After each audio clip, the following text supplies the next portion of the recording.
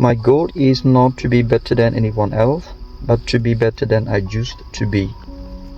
My goal is not to be better than anyone else, but to be better than I used to be. គោលបំណងរបស់ខ្ញុំគឺមិនមែនដើម្បីឲ្យខ្ញុំល្អជាងនរណាម្នាក់ទេប៉ុន្តែគឺដើម្បីឲ្យខ្ញុំល្អជាងឬប្រសើរជាងខ្លួនខ្ញុំកាលពីម្សិលមិញមានន័យថាអត់ compare ជាមួយគេទេគឺ compare ជាមួយនឹងលទ្ធផលខ្លួនឯងកាលពីម្សិលមិញធ្វើម៉េចឲ្យតែលទ្ធផលនឹងល្អជាងម្សិលមិញមានន័យថាយើងមាន improvement ហើយអញ្ចឹងរឿងដែលពិបាកបំផុតគឺការកសាង progress លើខ្លួនឯងធៀបជាមួយនឹងលទ្ធផលដែលយើងបានធ្វើកាលពីម្សិលមិញឬពីអតីតកាលអញ្ចឹងកូនសិស្សកុំចាំបាច់ប្រៀបធៀបជាមួយនឹងអ្នកដទៃណាធៀបជាមួយនឹង achievement ដែលខ្លួនបានធ្វើកាលពីម្សិលមិញនោះទៅ Position are temporary, ranks and titles are limited, but the way you treat people will always be remembered. Position are temporary, ranks and titles are limited, but the way you treat people will always be remembered. Position are temporary តួនាទីមានលក្ខណៈបដោះសន្តិ ranks and title ឋានៈហើយនឹងតំណែងក៏វាមានដែនកំណត់របស់វាដែរមានន័យថាមានពេលវេលាណាមួយឬក៏នៅថ្ងៃអនាគតអាចឆាប់មធ្យមឬយូរ ranks and title ទាំងអស់នោះនឹងត្រូវបានបញ្ចប់បើទោះបីជាមិនបញ្ចប់តាមវិធានស្របនិយមអ្នកណាតែងតាំងដោយព្រះរាជក្រឹត្យនឹងត្រូវបញ្ចប់ដោយព្រះរាជក្រឹត្យអ្នកណាតែងតាំងដោយអនុក្រឹត្យត្រូវបញ្ចប់ដោយអនុក្រឹត្យអ្នកណាតែងតាំងដោយប្រកាសត្រូវបញ្ចប់ដោយប្រកាសដោយការមានកំហុសក្តីដោយការប្រព្រឹត្តបំពានទៅនឹងបទល្មើសព្រហ្មទណ្ឌនានាក្តីក៏ position rank title ទាំងអស់នោះនឹងត្រូវបញ្ចប់តាមច្បាប់ធម្មជាតិពោលគឺយើងចាស់យើងឈឺហើយយើងស្លាប់ឃើញទេ But the way you treat people ប៉ុន្តែរបៀបរបបការរស់នៅប្រចាំថ្ងៃដែលយើងប្រព្រឹត្តចំពោះមនុស្សជុំវិញខ្លួន will always be remember នឹងត្រូវបានគេចងចាំជានិច្ចអញ្ចឹងចំណុចនេះចង់សរុបមកវិញថាអ្វីៗមិនជៀសឆ្ងាយពីការបង្រៀនទ្រឹស្ដីរបស់ព្រះបរមគ្រូនៃយើងទេវាមានលក្ខណៈមិនទៀងទាត់អ្វីដែលយើងអាចបន្សល់បានគឺការប្រព្រឹត្តនៅអំពើល្អៗជាមួយនឹងមនុស្សនៅជុំវិញខ្លួនរបស់យើងអូខេ Position are temporary, ranks and title are limited, but the way you treat people will always be remembered. Your degree is just a piece of paper. Your education is seen in your behavior. Your degree is just a piece of paper. Your education is seen in your behavior. Your degree is just a piece of paper. កម្រិតនៃសញ្ញាបត្រ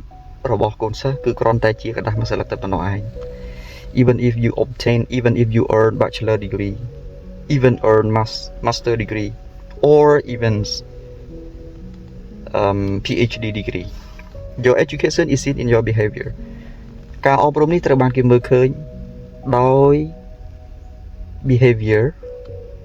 ដោយអាកប្បកិរិយារបស់កូនសិស្សចំពោះមនុស្សនៅជុំវិញខ្លួនទេមានន័យថាម៉េច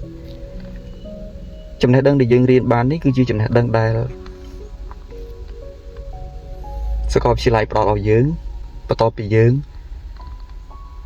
ធ្វើត្រូវ homework ត្រូវ assignment ត្រូវប្រឡងត្រូវលក្ខណៈ ពិនសិលធម៌ឧណធម៌ការគោរពបដិបត្តិនិច្ចសិលលក្ខណៈចំណុចទាំងអស់នេះគឺយើងត្រូវតែខិតខំប្រឹងប្រែងសន្សំដោយខ្លួនរបស់យើងរៀនបានច្រើនប៉ុណ្ណាក៏ដោយដល់បណ្ឌិតអនុបណ្ឌិតឬបញ្ញាបត្រក៏ដោយប៉ុន្តែបើខ្វះខាតអេរិយាបថនៃការប្រព្រឹត្តប្រចាំថ្ងៃឬអាកប្បកិរិយាជំនាញយ៉ាងណាខ្វះខាតគុណធម៌នោះមិនមែនជាបុគ្គលដែលទទួលបានចំណេះដឹងជ្រៅជ្រះទេតាមន័យពុទ្ធសាសនាតោះនេះប៉ុណ្ណឹង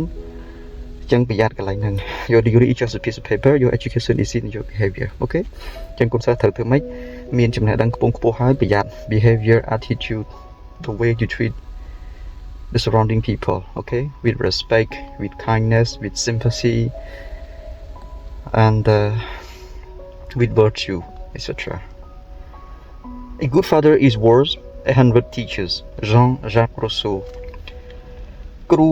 ឪពុកដែលល្អម្នាក់គឺមានតម្លៃជាងគ្រូចំនួន100នាក់ជាគំនិតរបស់អ្នកប្រាជ្ញ Jean-Jacques Rousseau ទៀតណាគាត់ជនជាតិបារាំងចង់មានន័យចេះទេគ្រូគឺជាឪពុកទី2របស់យើងណាបន្ទាប់ពីឪពុកបង្កើតរបស់យើងដែលគាត់ផ្ដល់ជាតិគុណឲ្យយើងប៉ុន្តែក្នុងន័យនេះចង់មានន័យចេះមានន័យថាបន្ទាប់ពីយើងចេញពីសាលារៀនហើយណាបើសិនណាជានៅផ្ទះមានឪពុកម្ដាយដែលគាត់មានចំណេះដឹងហើយគាត់ជួយបន្ថែមទៀតណាទោះបីមិនបាច់ច្រើនក៏បានដែរ Okay, parents just only take 15 to 20 minutes or even 30 minutes per day asking their children to come close to them and teach about Khmer language, about English language, about French language, or other important lessons, life lessons, so on and so forth. And try to do that in a consistent manner. The result will be amazing. អូខេចឹងមានន័យថាបើយើងបរៀនថែមបន្តិចកន្លះម៉ោង20នាទីនៅគៀកកូនរហូតចំណេះដឹងនឹងច្រើនព្រោះយើងនៅជាប់រហូតជាគ្រូដែលនៅគៀកជាមួយនឹងកូនរហូតគ្រូនៅសាលាយើងមានកន្លះថ្ងៃប៉ុន្តែបើយើងនៅផ្ទះជាមួយកូនហើយបើឪពុកម្ដាយចេះឆ្លៀតណាផ្ទះគឺជាសាលាឪពុកម្ដាយគឺជាគ្រូបន្តទៀតឃើញទេចឹងគំនិតហ្នឹងគឺមានន័យចឹងណា Good father is worth 100 teachers សូមកុំយល់ច្រឡំថាលោកគ្រូមិនមានប្រយោជន៍អីមែននេះហ្នឹងឯងបាទគំនិតរបស់គាត់ហ្នឹងចង់មានន័យចឹងពុកម្ដាយត្រូវជួយបន្ថែមពីលោកគ្រូអ្នកគ្រូដែលខិតខំប្រឹងប្រែងនៅក្នុងការបង្រៀនពីសាលាមកហើយ The purpose of education is to empower individual to think critically. John Locke ក៏ជា John Locke has been considered in the globe as one of the most powerful philosophers. Same as Buddha, same as Jean-Jacques Rousseau, same as other philosophers, eminent philosophers in the world. លោក John Locke ហ្នឹងក៏ត្រូវបានគេចាត់ទុកថាជាទស្សនវិទូម្នាក់ក្នុងចំណោមទស្សនវិទូដ៏ល្បីជាច្រើនទៀតនៅក្នុងពិភពលោកដូចគ្នាដែរ In my free time at my convenient time I will search their biography and then read and translate and explain you in detail about their biography and their achievement their educational background as well okay ពេលទៅនេះចាំលោកគ្រូស្រាវជ្រាវពួកគាត់ឲ្យ The purpose of education is to empower individual to think critically គោលបំណងចម្បងនៃការអប់រំគឺដើម្បីផ្ដល់អំណាចឲ្យមនុស្សម្នាក់ៗនៅក្នុងការគិតប្រកបដោយការត្រិះរិះពិចារណាដឹងខុសដឹងត្រូវមានហេតុមានផលឥឡូវឧទាហរណ៍ពាក់ព័ន្ធទៅនឹងរឿងគ្រូដែលមានបុណ្យបារមីលះនឹងលះឃើញទេចឹងអ្នកនរគ្នាគិតមើល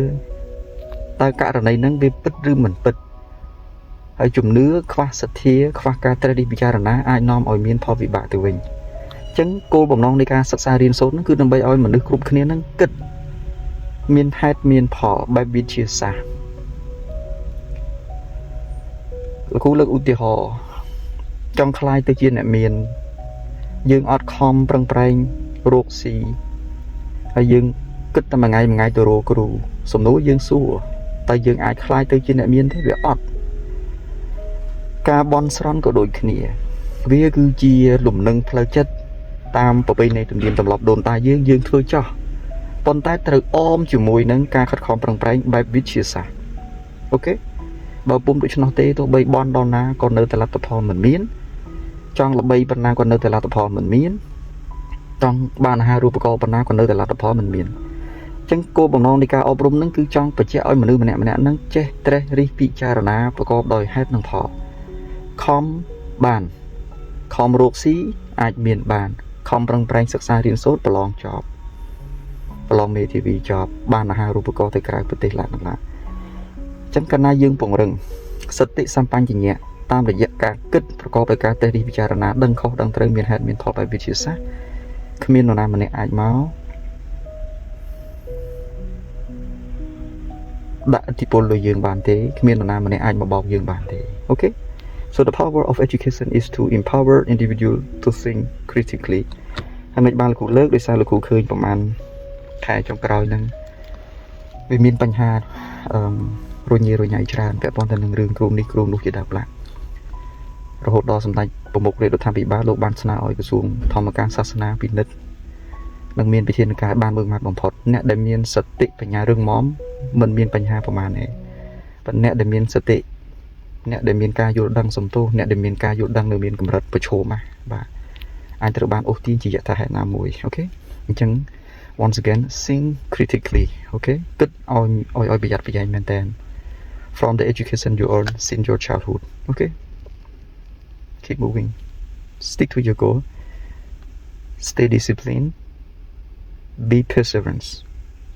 see you in the next video